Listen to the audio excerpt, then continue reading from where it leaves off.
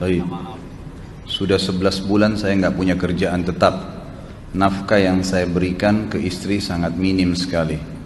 Keluarga istri meminta saya untuk pisah. Akhir-akhir ini istri juga sudah tidak tahan. Istri saya bekerja.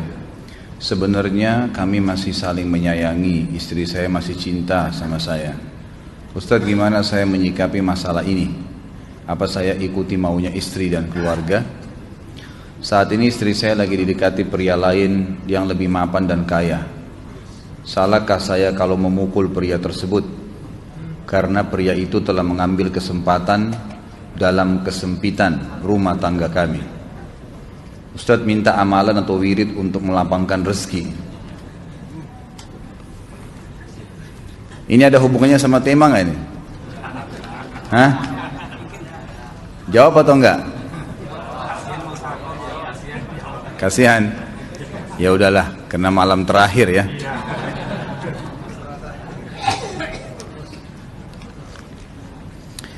Yang pertama sekali, saya menyarankan Anda saran dari laki-laki ke laki-laki. Prinsiplah dan jangan merendahkan diri di hadapan wanita. Maksudnya begini, pada saat seorang wanita yang menjadi istri Anda membutuhkan Anda, tunjukkan kebutuhan kita 1000 kali daripada dia. Dia sayang, dia perhatikan, dia siap berkorban. Kita harus 1000 kali lebih hebat daripada itu. Laki-laki memang penaung. Tapi kapan dibalik? Kalau saya pribadi, kapan dia tidak butuhkan, menunjukkan kebutuhan, saya 1000 kali tidak butuh sama dia. Untuk apa Anda merendahkan diri di depan seorang wanita yang kalau memang dia tidak bisa menjadi seorang istri? Karena kapan wanita sudah menyombongkan diri di hadapan laki-laki, tidak akan ada wibawa sama sekali. Ini poin dulu dalam pembukaan.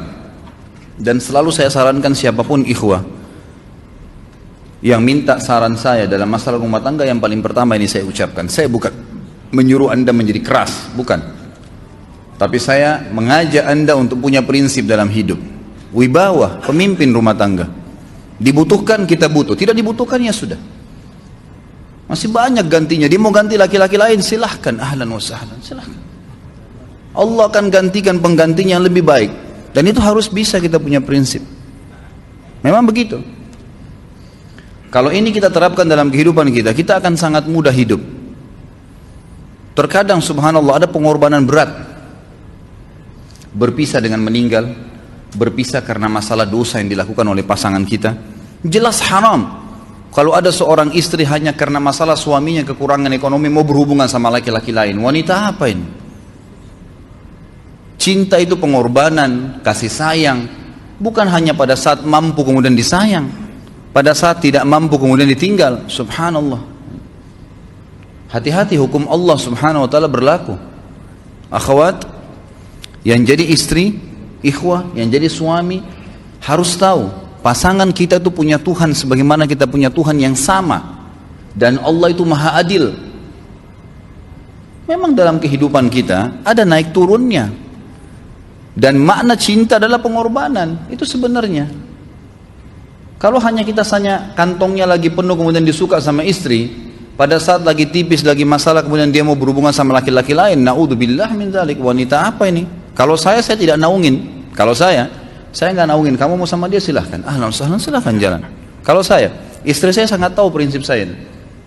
Kalau kamu merasa ada laki-laki lain yang kamu anggap baik, atau kamu mau ingin memasukkan pendapat keluargamu dalam rumah tangga saya sehingga kedudukan saya sebagai suami tidak didengar lagi, silakan pilih keluarga kamu. Tidak ada masalah. Jadi jangan jadikan sebagai beban. Oh, nanti kalau pisah saya hidupnya bagaimana? Saya melarat. Ini kenapa ini? Saya mati kalau nggak sama dia, ya mati bener nanti.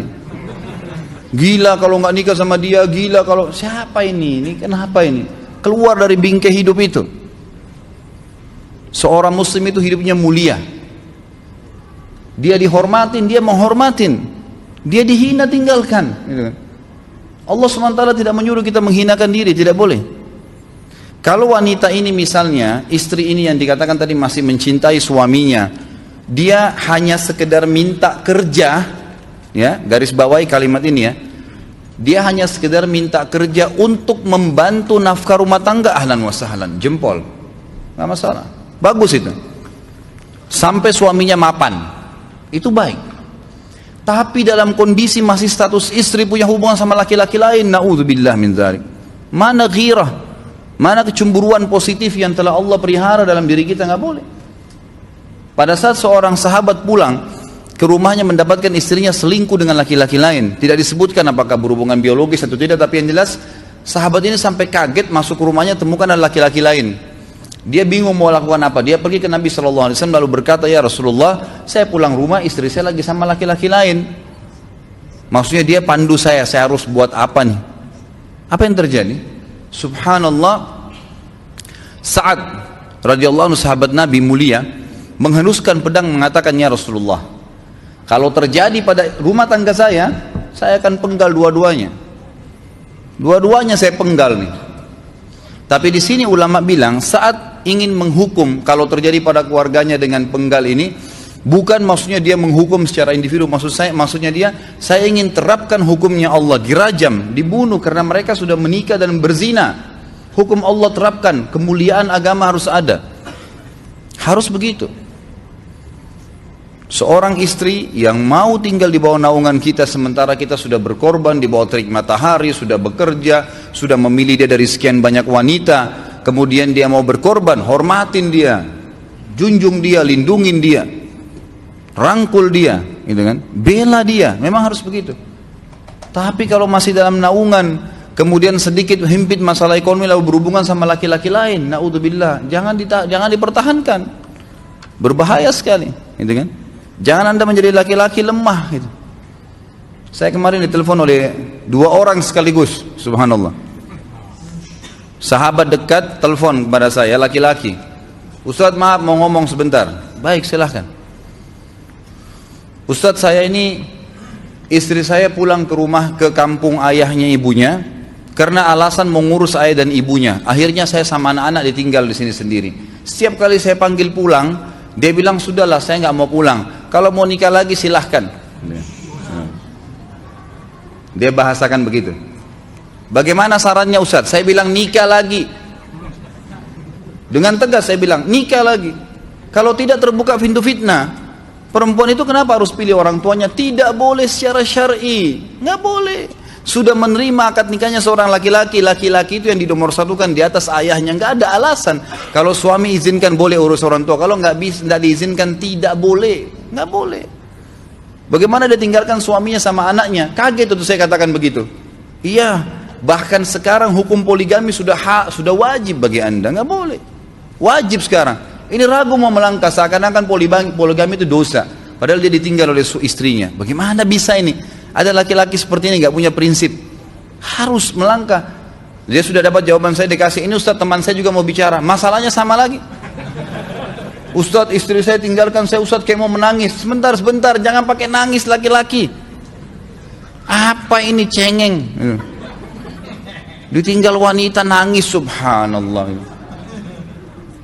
Orang nangis itu ditinggal meninggal Rasulullah SAW, ketinggalan sholat subuh berjamaah, itu nangis. Nggak jadi jihad, nah itu nangis. Ditinggal perempuan nangis, la ilaha illallah. Allah ciptakan perempuan lebih banyak daripada laki-laki. Ini bukan menurunkan martabat perempuan ya. Artinya harus seorang pemimpin itu punya wibawa. Nggak bisa, kalau nggak akan dianggap remeh nanti. Istri itu dinaungin, dilindungin, dididik, diberikan haknya ia. Berikan berlipat-lipat penghormatan sebagaimana dia berikan satu penghormatan, nggak apa-apa. Tapi jangan sampai menginjak martabat seorang pemimpin, tidak boleh. Akhirnya saya sampai bilang sama dia, akhi, ambil keputusan. Kamu mau balik sama saya berumah tangga di sini, atau kamu pilih rumah orang tua kamu? Oh saya pilih orang tua saya, baik saya ceraikan kamu sekarang. Assalamualaikum, tutup telepon, selesai. Jangan lama-lama. Cengeng sekali, udah sujud sama Allah, saya masih berat cintanya Allah. Ia minta kepada Allah subhanahu wa ta'ala, minta gampang dihilangkan dari hati. Sebagaimana dia datang dia bisa keluar, gampang itu. Subhanallah ya, jangan terlalu mencintai dunia berlebihan. Kalau saran saya, kalau istri Anda ini tanya baik-baik, kalau kamu bekerja hanya karena mau bantu nafkah rumah tangga sekarang, ahlan wa sahlan, silahkan. Selama pekerjaan halal, antar dia ke tempat kerjanya. Muliakan dia, jaga, jemput pada saat pulang. Anda pembelahnya, begitu. Tapi kalau berhubungan sama laki-laki, ada subhanallah suami, depannya dia, istrinya telepon laki-laki lain, dan dia menerima itu. Mana ini? Dalam agama haram, wallah haram itu hukumnya. Nggak boleh. Itu namanya dayuth dalam agama. Nabi SAW mengatakan Allah melaknat dayuth. Kata sahabat, siapa itu dayuth ya Rasulullah? Laki-laki yang tidak punya cemburu terhadap pelanggaran agama yang terjadi pada istrinya. Gimana caranya? Nggak boleh dalam agama Islam, gitu kan? Makanya biasakan hati kita terisi dengan cinta kepada Allah SWT dan bukan cinta kepada manusia. Mencintai istri karena Allah yang perintahkan, mencintai suami karena Allah yang perintahkan. Jadi semua karena Allah. Tidak ada kata-kata hilang, tidak ada rugi kalau kita meninggalkannya. Jadi ini hal mendasar yang saya tahu, Allahu alam.